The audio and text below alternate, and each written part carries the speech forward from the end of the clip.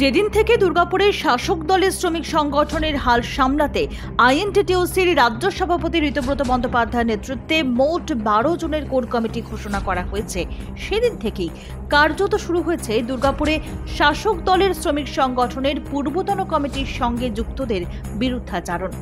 কিন্তু কেন এতদিন পর্যন্ত পূর্বতন কমিটির নেতাদের বিরুদ্ধে কোনো পোস্টার, কোনো অভিযোগ উঠে এলো না?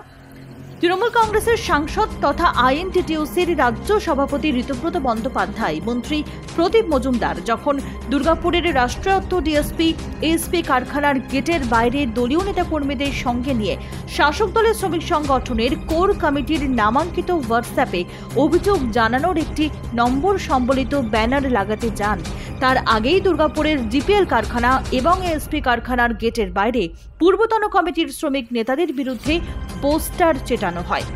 কিন্তু আচমকাই আজ এই পোস্টার কেন? এই শ্রমিক নেতারা যখন ক্ষমতায় আসীন ছিলেন তখন কেন পোস্টার পড়েনি?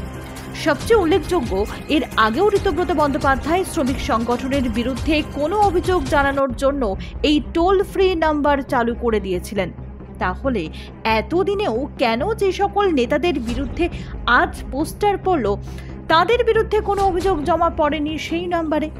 আর যদি পড়েও ছিল তাহলে কেন সেই নেতাদের বিরুদ্ধে সেই সময় ব্যবস্থা গ্রহণ করেনি রাজ্য আইএনটিটিউসি নেতৃত্ব? উঠছে একাধিক প্রশ্ন। শাসক দলের অন্দরে কান পাতলেই শোনা যাচ্ছে এমনিতেই দুর্গাপুরে গত লোকসভা নির্বাচনে ভোটের নিরিখে বহু ভোটে পিছিয়ে থাকা জোড়াফুল শিবির শ্রমিক সংগঠনের এই সাম্প্রতিক পরিস্থিতিতে আরও বেশি করে অস্বস্তিতে পড়েছে। তৃণমূল কংগ্রেসের জেলা সভাপতি নরেন্দ্রনাথ চক্রবর্তী স্লোগান তুলেছেন, পশ্চিম বর্ধমান জেলায় নয় জয়। কিন্তু শ্রমিক রাজনীতি নিয়ে যা চলছে তাতে কি দুর্গাপুর পশ্চিম বিধানসভা কেন্দ্রটি বিরোধী বিজেপির কাছ থেকে পুনরুদ্ধার করা সম্ভব? আরও বড় প্রশ্ন, দুর্গাপুরে যেভাবে শ্রমিক রাজনীতি নিয়ে এই অন্তর্কলহ শুরু হয়েছে তাতে দুর্গাপুর পূর্ব কেন্দ্রটিও শাসক দল ধরে রাখতে পারবে তো? যদিও ঋতব্রত বন্দ্যোপাধ্যায় আজ স্পষ্ট জানিয়েছেন প্রকাশ্যে পোস্টার পড়েছে, সুতরাং বিষয়টি পুলিশি তদন্তভুক্ত। পুলিশ বিষয়টি নিয়ে নিশ্চয়ই তদন্ত করে তার সত্যতা জানাবেন। অন্যদিকে বিজেপি বিধায়ক লক্ষণ ঘড়ুই অভিযোগ তুলে বলেন, অভিযোগ জানানোর এই ব্যানার আসলে আইওয়াশ।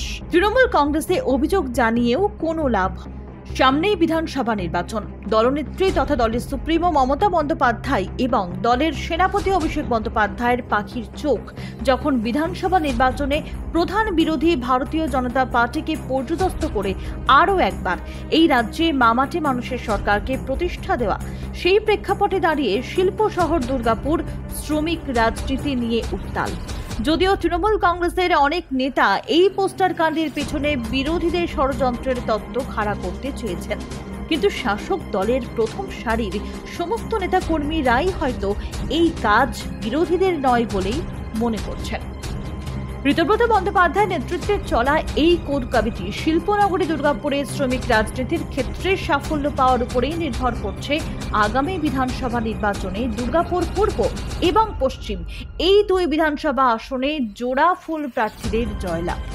প্রশ্ন উঠছে, যেইভাবে দক্ষ শ্রমিক সংগঠকদের একেবারে বাইপাস করে কোর কমিটিতে আনকরাদের জায়গা করে দেওয়া হয়েছে, তারা কি পারবেন দুর্গাপুরের শ্রমিক রাজনীতির চাপ সামলাতে?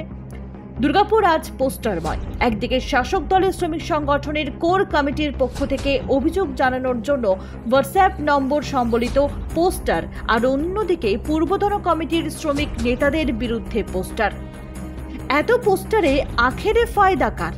উত্তর পাওয়া যাবে 2026-এর নির্বাচনের পর ইভিএম বাক্স খোলার দিনে। Bureau report, news hunt.